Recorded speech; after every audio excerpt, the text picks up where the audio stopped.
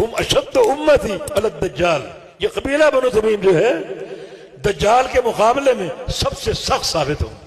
اس کا لشکر بہت بڑا ہوگا، اس کے پیروکار بہت بڑے ہوں گے، مگر بنو تمیم قبیلہ اس کے پیروکاروں میں شامل نہیں ہوگا، بلکہ اس کے خلاف لڑے گا، دجال کے خلاف جہاد کرے گا، اور دجال کے خلاف سب سے سخت ثابت ہوگا۔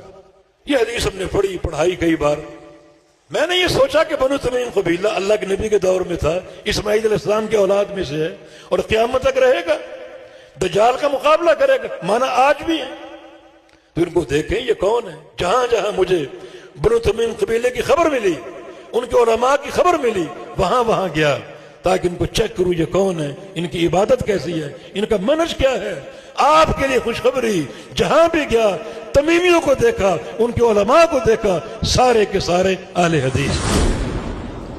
اور شیخ محمد بن عبد الوہاب رحمہ اللہ، ان کی آل و اولاد ساری، آل الشیخ سارے تمیمی ہیں۔ ان کی کتابیں، ان کا منہج، توحید کی ان کی خدمت آپ پر واضح ہوگی، سارے بحمد اللہ اہل حدیث۔